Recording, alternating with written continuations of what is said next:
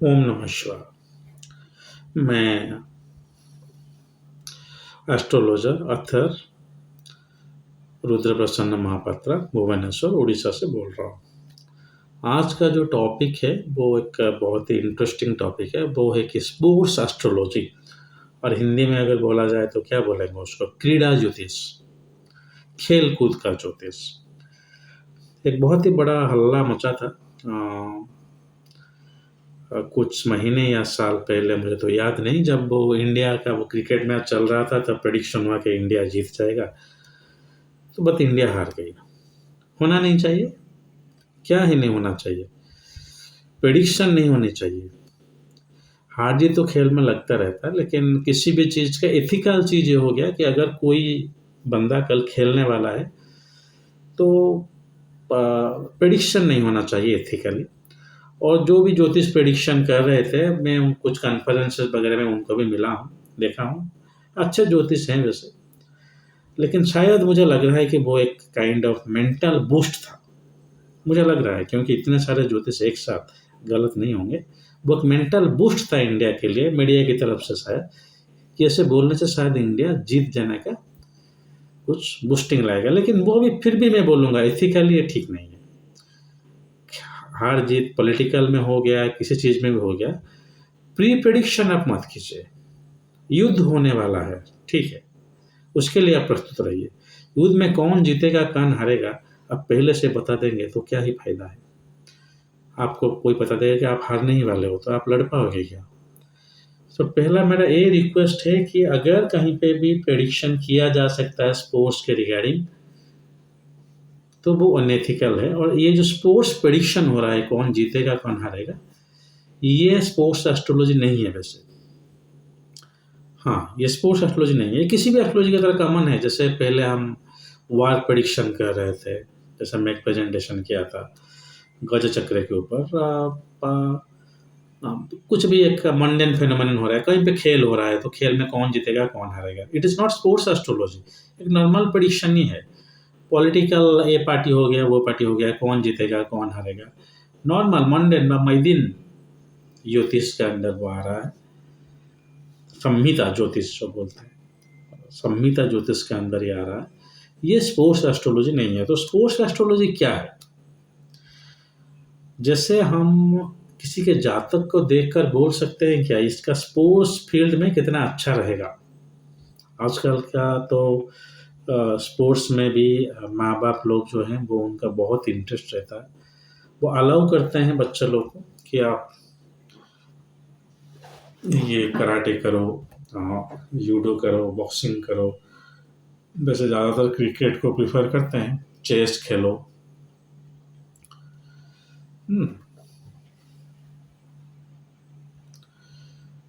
लेकिन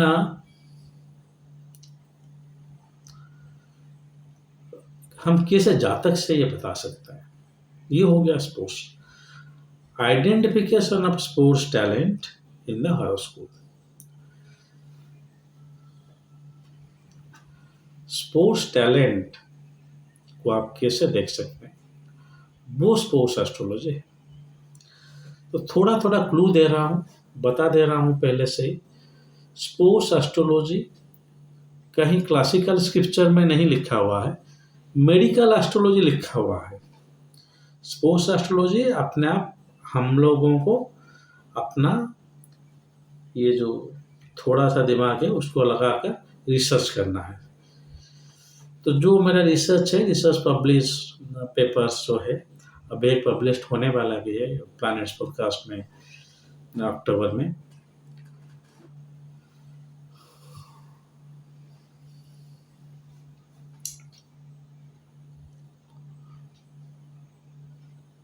sports astrology जो हो गया, उसका कारक हो गया मंगल। कौन सा? जो आपका फिजिकल स्पोर्ट्स है। मेंटल स्पोर्ट्स का हो गया कारक बुध।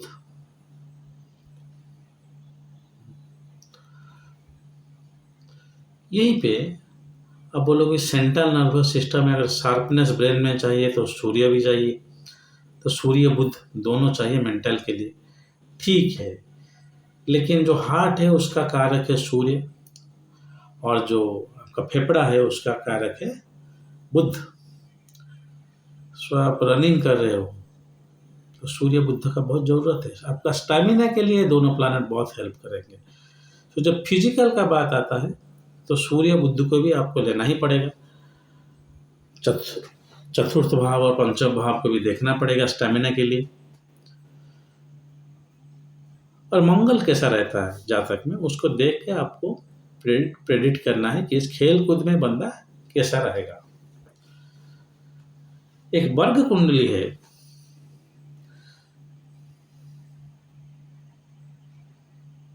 D27 सप्तविंशांश, D27 उस वर्ग कुंडली में देखा जाता है कि एक आदमी का फिजिकल, मेंटल और स्पिरिचुअल ग्रोथ भी कैसे रहेगा। चलिए स्पिरिचुअल ग्रोथ के बाद में देखते हैं, भामसा भी देखा जाता है स्पिरिचुअल ग्रोथ के लिए, लेकिन आपका फिजिकल मेंटल के लिए सप्तविंशांश D27 आप देख लीजिएगा। मेरा रिसर्च पेपर है, अपलोड हुआ शायद वेबसाइट में, फिजिकल स्पोर्ट्स में। मैंने हैव अप्लाइड दैट।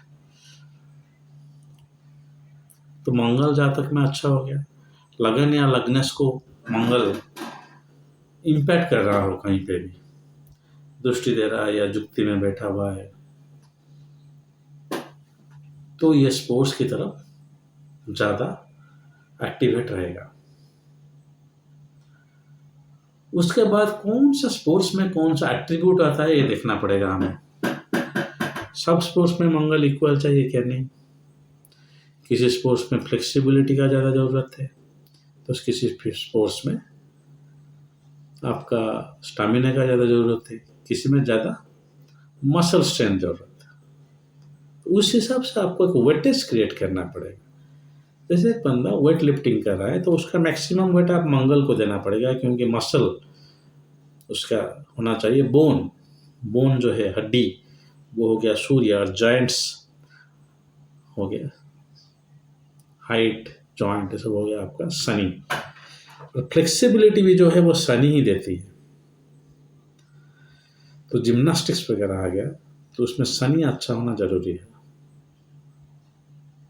बॉक्सिंग वगैरह आ गया मंगल, फाइटिंग, कौन सा भी कॉम्बैट स्पोर्ट्स उठा के देख लीजिए, यूडो, कराटे, बॉक्सिंग, इसमें मंगल ही चाहिए आपको ज़्यादातर। शनि अगर अच्छा है तो थोड़ा हाइट रहेगा, और सूर्य अच्छा है तो थोड़ा जॉइंट, बोन अच्छा रहेगा। सो नेचुरल मैलेफिक जो है, वो नैसर्गिक रूप से जो अशुभ ग्रह है वो खेल कूद के लिए अच्छा है। ये एक बेसिक प्रिंसिपल है मेरा, नॉट मेरा, आप भी देखिएगा इसको, कि वो नैसर्गिक रूप पे जो मैलेफिक है वो ही आपको फिजिकली स्ट्रांग बना सकते हैं। बृहस्पति और शुक्र नहीं बनाएंगे, मंगल, शनि और सूर्य, ये तीनों ग्रह जातक में आपको देखना पड़ेगा फिजिकल स्पोर्ट्स के लिए। मंगल कारक हो गया आपका। अगर कोई आदमी को आप स्पोर्ट्स में काल उसका कुंडली अगर डिवाइड कर रहे हो, तो सर से लेकर आपका क्या बोलते हैं उसको, लोअर एब्डोमेन तक अगर आप लोगे तो 1 से 6 हाउस तक देखो आप। 1 से 6 जो घर है वहाँ तक आप देखो, क्योंकि वो आप हो गया आपका हेड हो गया, शोल्डर हो गया, चेस्ट हो गया, एब्डोमेन हो गया, ऐसे मेडिकल एस्ट्रोलॉजी के तहत जैसे डिवाइड किया गया उसे देखिए। और 7 से अगेन 12 हाउस तक आप उसका थाई का, क्षमा कीजिएगा थोड़ा हिंदी में जानकारी कम होने के कारण अंग्रेजी भाषा का प्रयोग कर रहे हैं, तो क्षमा कीजिएगा, आप मतलब समझने की कोशिश कीजिए। सो फिर जो आपका हो गया ये काप, उसके बाद फिट तक 7 से 12 हाउस तक। सो ज़्यादा अगर कोई रनर है, रनिंग कर रहा है, तो उसका मतलब क्या अपर बॉडी नहीं चाहिए, लेकिन ज़्यादा उसको लोअर बॉडी स्ट्रांग होना चाहिए। तो उस टाइम आप देखिए ज़्यादा नेचुरल मैलेफिक और नैसर्गिक अशुभ ग्रह जो हैं वो ज़्यादा 7 से 12 घर में बैठे हुए हैं क्या।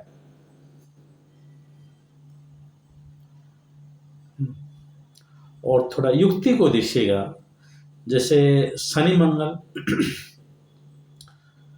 सूर्य शनि या सूर्य मंगल। क्यों मैं बोल रहा हूँ, शनि मंगल का अगर युक्ति हो तो शनि हो गया फ्लेक्सिबिलिटी, मंगल हो गया मसल। सो वो मस्कुलर भी रहेगा और फ्लेक्सिबल भी रहेगा। सूर्य मंगल हो गया तो मस्कुलर रहेगा और गुणी रहेगा, लेकिन फ्लेक्सिबल नहीं होगा। तो ये सब आपका आ गया, जैसे बॉडी बिल्डिंग वगैरह स्पोर्ट्स में ऐसे वैसे चाहिए फ्लेक्सिबिलिटी वहां पे भी, लेकिन कम। और सूर्य शनि हो गया तो क्या होगा, excellent skeletal structure. Skeletal structure बहुत अच्छा रहेगा उसका अंदर। लेकिन देखिएगा आप, सूर्य शनि का युक्ति किस भाव में हो रहा है। जिस भाव में हो रहा है उस बंदे का उस पार्ट में बहुत अच्छा रहेगा फिजिकल स्ट्रेंथ। जैसे अगर सोल्जर वगैरह में हो रहा है या लोअर एंड में हो रहा है, अगर शनि सूर्य का युक्ति है अच्छा है आपका 1 से 6 भाव तक, तो 1 से 6 अपर बॉडी थोड़ा स्ट्रांग है उसका। सो वो जिम वगैरह जाएगा तो अपर बॉडी फोकस करेगा। लेकिन यहाँ पे आप सूर्य और शनि का युक्ति अगर आप देखेंगे 7 से 12 तक, सो लोअर बॉडी उसका स्ट्रांग रहेगा। ठीक है, तो ये है स्पोर्ट्स एस्ट्रोलॉजी। कोई अगर आपको पूछ रहा है कि सर मेरा बेटा खेल रहा है, खेल कूद में कितना आगे जाएगा, ये इंटरनेशनल खेल पाएगा क्या, कैरियर है कुछ स्पोर्ट्स में? कैरियर तो बहुत दशमांश आ गया, देखना पड़ेगा दशम भाव को। लेकिन खेल पाएगा क्या, कितना अच्छा खेल पाएगा? और जो हाउस है आपका, एक अच्छी बात बता दूं आपके, छठवां भाव जो है उस पर आप खेल कूद देखिए। एक ही उसका पॉजिटिव है, कंपटीशन। छठवां बहुत अच्छा रहेगा। जो अच्छा कम्पिटिटिव खिलाड़ी लोग हैं उनके हाथ में छठवां भाव जो है वो अच्छा रहेगा। और इसी कारण उनका जो थोड़ा एज हो जाता है, जब मतलब एज मतलब जब वो स्पोर्ट्स छोड़ देते हैं उसके बाद उनको इमीडिएटली डिजीज आ जाता है, ये डिजीज वो डिजीज वगैरह वगैरह डिजीज आ जाता है, क्योंकि छठवां भाव जो है उनका बहुत एक्टिव है। एक उसका पॉजिटिव तो वो उठा चुके हैं, अब उसका जो नेगेटिव है वो देगा। सो हाउस जो है 6th हाउस है। देखिए, और नैसर्गिक अशुभ ग्रह और आ गया आपका छठवां भाव। इस भाव को आप देखेंगे तो ही आप पता लगा सकते हैं कि फिजिकल स्पोर्ट्स में वो कितना अच्छा रहेगा। मेंटल स्पोर्ट्स के लिए आप बुध देखिए, सूर्य देखिए, मुझे कोई एतराज़ नहीं है। लेकिन ज़्यादातर मैं यहाँ पे फिजिकल स्पोर्ट्स के बारे में ही बात कर रहा हूँ। मेंटल स्पोर्ट्स क्या ही आ जाएगा आपका, चेस ही आ जाएगा और क्या। चेस कैरम वगैरह आप छोड़ दीजिए, आप बस फिजिकल स्पोर्ट्स के बारे में कंसंट्रेट कीजिए।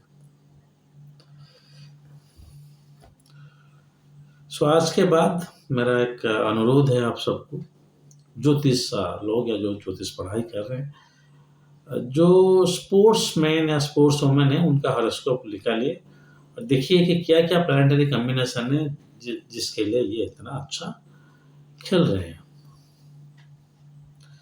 सो ह्यूमन फिजियोलॉजी आपको लाना है और खेलकूद के अंदर घुसाना है, ना कि आपको ये बोलना है कि ये जीतेगा ये हारेगा। एक बुक भी है स्पोर्ट्स एस्ट्रोलॉजी, डॉक्टर राव लिखे हैं उनको, तो वो भी थोड़ा जैसे क्रिकेट के ऊपर ही है वो।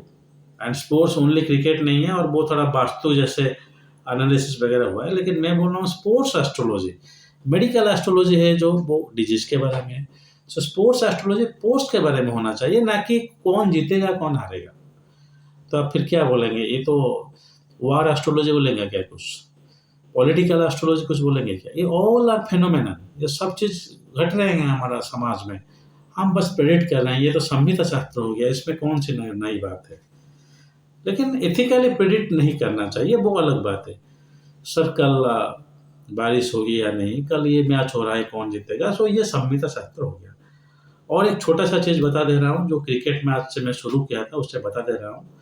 अगर हम देखते हैं तो कैसे देखना चाहिए, पहले आप हमारा जो कंट्री है उसका चार्ट, इंग्लैंड का चार्ट देखिए आप। भारत अच्छा हो गया, सो इंग्लैंड अगर भारत से ज़्यादा अच्छा है तो गोचरियाँ आप देखेंगे, तो देख लीजिए उसका लगन राशि डाल के। 11 खिलाड़ी जो खेल रहे हैं हमारा, 11 खिलाड़ी जो हमारा उनका खेल रहे हैं, उनका भी देखिए किस किस का क्या क्या दशा चल रहा है, कैसे होगा। अगर 11 ही नहीं तो सिर्फ कैप्टन, वाइस कैप्टन और कुछ की प्लेयर जो है उनका देख लीजिए 50%। ठीक है, कंट्री आ गया, जो लोग खेल रहे हैं वो आ गए। इसके बाद आएगा आपका क्या, मुहूर्त। कौन सा मुहूर्त? ये मुहूर्त में जो टॉस निकाला गया वो भारत के लिए बहुत अच्छा है। इंग्लैंड के लिए अच्छा है कि नहीं, कौन देखेगा उसको? स्टूडेंट में जाइए, इंग्लैंड का हॉरोस्कोप मिल जाएगा आप, देखिए। ये सब मिलाने के बाद अगर आप देख रहे हैं कि नहीं हमारा इंडिया इंग्लैंड ये अच्छा है, इंग्लैंड का जो 10 प्लेयर खेल रहे हैं उनका हॉरोस्कोप की दशा के हिसाब से इंडिया का प्लेयर जो खेल रहे हैं उनका दशा अच्छा है, उसके बाद अगर चीज मुहूर्त वगैरह देखने से आप प्रेडिक्ट करेंगे तो थोड़ा एक्यूरेट रहेगा।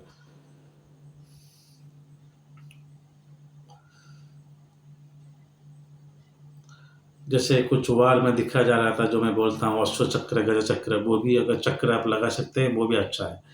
लेकिन सिर्फ इंडिया का चार्ट देख कर बताना वाकई गलत है। और मैं बोल रहा हूँ एक शायद एक मेंटल बूस्टर था ये, इससे कुछ इतना गलत नहीं हो सकता चीज। मेंटल बूस्टर था इंडिया को थोड़ा आत्मबल देने के लिए खेलने के, और कुछ नहीं।